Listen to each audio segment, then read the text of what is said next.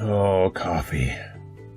I've been collecting things since I was very young. I want to discuss what I've kept and why the allure of found objects is still with me today, as well as a global community of artists and life voyeurs that continue to find found objects and use them in very creative ways. I'll go through my collection of over 300 found objects that I've compiled, and I'll give you a link to you can go view them yourself online. And we'll go over where you can go in your community to do some found object finding and get inspired. And also a whole magazine, found magazine, that is dedicated to found objects and has multiple issues that you can purchase online. Not sponsored, by the way, just a really awesome magazine. All right, let's go. All right, let's start story mode, main story. We'll just start from here. Ever since I was a young kid, the mystery of found objects has intrigued me. Yeah, that's cool. Trying to imagine how an item got to where I found it, who used to own it, why they had lost it, all that stuff. It's like, what could I do with it now that it's mine? It's like a feeling of discovery that is there.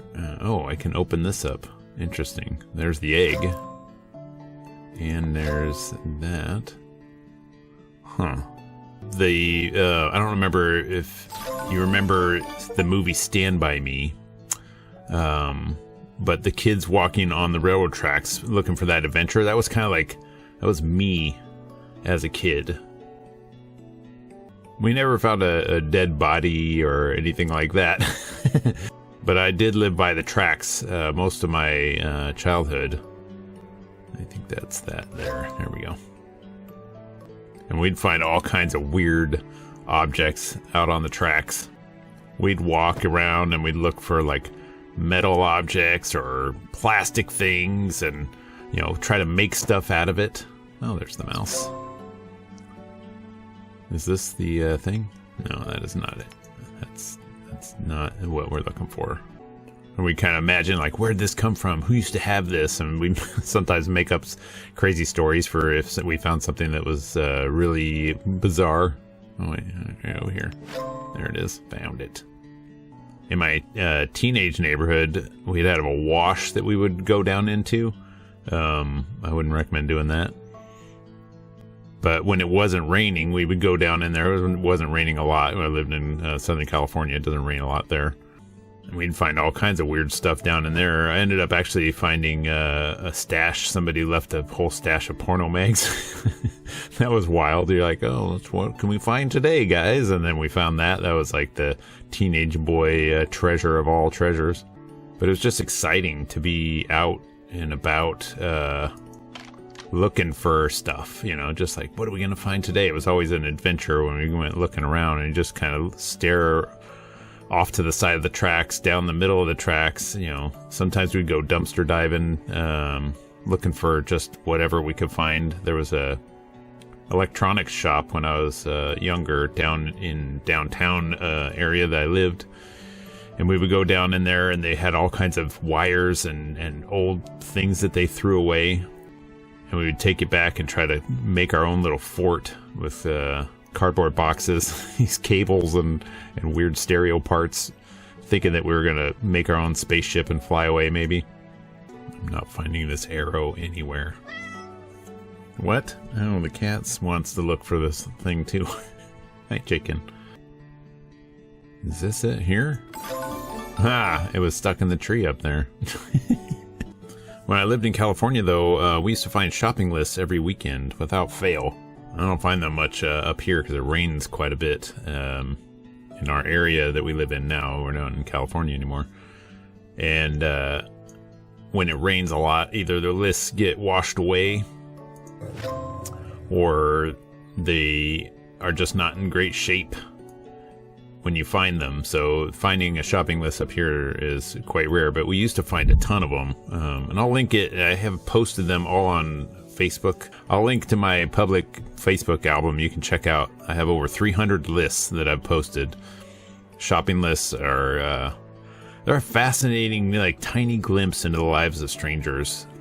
The way someone writes a list, and you know what they underline or emphasize, or you know the paper that they wrote their list on, or even just, you know, what they needed from the store. It gets you thinking about, you know, who is this person? You know, what are their desires? You know, what do they really, really need? What are they having for dinner this weekend? You know, that kind of thing. It was just, that kind of stuff fascinates me. Always light the fire and keep these people warm. Alright, there's a whole lot of these dudes. Why did you bring weapons to this peaceful gathering? This dude holding a big knife. He's actually holding 2 knives. He should be easy to find, although there's a lot of people that look like him. He has 2 knives, so... I currently live near a Goodwill distribution center. We call it the bins. There you go. Light all the fires. Who could start the fire? It's always burning, or something like that. I don't know how that song goes. It's called that because it has this massive room with a whole bunch of bins in it. All of them get wheeled in and out, and there's just all this random junk that they're about to throw away, but they're like, one last chance. We can't sell this in our regular stores, so there's one last chance. Maybe you guys want this junk.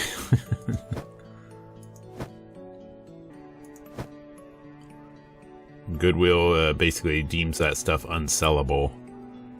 And so you can look through it. You should bring some gloves, that's for sure. Because it's dirty. They just threw it all, basically piled it all in there. But man, is it interesting stuff. And you buy it by the pound. So it's not like a per item type of thing like you would normally find in Goodwill. I'm gonna look at all these houses, by the way. All these tents. This guy. Found you. You sit there looking through that stuff and you can imagine, you know, where did it come from? Because it eventually processed through other Goodwills and have made it through there. Here's Mr. Double Knives. And now here it is at the bins. And sometimes there's some really fascinating stuff in there. I found some good items that were brand new that somehow didn't make the cut at the normal Goodwill, which is bizarre to me. And then ended up here at the bins. And I've gotten some pretty cool stuff. I've gotten some books that I really enjoyed reading. I've gotten some odd collectibles. There's a wide array of things when you're going through somebody else's discarded stuff from the discard. It's like the discard of the discard. Hiding in the back over there. I see you, Skull. And you wonder sometimes, you look through some of the stuff, you're like, why did somebody even donate this? What the heck? What is this? Or something where you're like, I can't believe somebody got rid of this. This is amazing. And it's, you know, your treasure. Another person's junk is your treasure kind of thing. There we go. Right there. Found it. Finding a snail in this is going to be impossible. Here's a snail right here. Wrong snail. Or this gecko here. He's great at blending in with bushes. So the gecko is somewhere in the bushes, huh? Right here? Nope. There are a lot of people that use found items or thrift shop finds and stuff, antique store objects to create art with. In fact, some of my favorite items are steampunk crafts. Like a lot of people have taken some of those old antiques. Is this the guy right here? It's not the guy. This is a different guy. You're a different guy. Are you the guy? You're not the guy. Why is there so many guys? How about this guy? Dang it. Why is there so many geckos and not the one I'm looking for? And those steampunk guys use like bolts and like weird metal old stuff that they found in some thrift store or some like knob from a radio, and they've created goggles and some weird unique wearable art. I'm just like so impressed with that stuff. It's like, it doesn't have to be for Burning Man. Just your normal everyday steampunk stuff is good for me. I dig it. Alright, here's the little moon. This guy here. Just need to find these 3. Here's this. I got that one. If you want to go on an adventure in your town, I would start with thrift stores. They're safe. You don't necessarily have to wear gloves to go to a thrift store. If you got a bins in your area, you could head over there as well, but not as common. This place that I moved up here is the first place that I've seen that even has something like that. I think this, he really likes fruit. Is this you? Haha, found you. Also, antique stores are a really great place to find found objects. I've looked through books and found little notes and stuff like that. There's unique things that were put there some, ages ago by whoever used to own the thing. Here he is right here. Got him. And now it's just waiting for you to come find it. Or you can just go old school Stand By Me style and go out on the railroad. If you've got a railroad near you, which I mean most towns have some kind of railroad coming through it, just go out and start walking up and down the railroad. Just make sure that it's safe to walk out on some big fast always traffic railroad. The one when I was a kid that was near me was super slow and barely ever came. In fact, you'd have days where it didn't come by. So it was fairly safe to go out and start adventuring around the railroad. And even if it did come by, it was always going pretty slow. It wasn't something that was usually racing by at a high speed, so you could see that it was coming quite a far distance and then get out of the way, let it pass, and then keep the search going. I would not suggest going down in the wash. That was definitely a stupid thing that kids do that I would never do again as an adult. It was disgusting down there. In fact, there was one time when I was down in the wash and I was on my bike and I had a broken arm at the time, so I was wearing a cast riding around on a bike, and we were sliding in slime with our bikes. There's all this disgusting slime in the wash. And we were sliding on it, and I ended up crashing my bike, sliding down the slime and getting slime all up in my cast. Didn't tell my mom. Just, rub it off. It's fine. Just slime. Ugh, it's disgusting. I can't believe I found this rock. Oh, that's an egg. That's an egg. I found this teeny little egg. I didn't even have to look at the clue. But yeah, I was dumb as a kid. I think that's kind of a boy thing. I don't know if there was a whole lot of girls doing really dumb things like that, but I know all of my friends that were all boys were doing really stupid things like that, and I've talked to some women as I've grown up and said, yeah, I remember I did this as a kid. Did you ever do that? And all of them looked at me like I was insane. So I think it's definitely a stupid boy thing. Nice summer igloo. Oh, can I open these? Oh, geez, I forgot I gotta open these houses up. There you are. Thanks for the clue thing. Actually, you can just walk around and look down. A lot of times we're just walking around not really paying attention to our surroundings. And that can be one of the best ways to just see what's going on, is just look down and see what has been discarded. You never know what you're going to find when you look down. A lot of times we're just looking forward. I mean, don't bump into people, but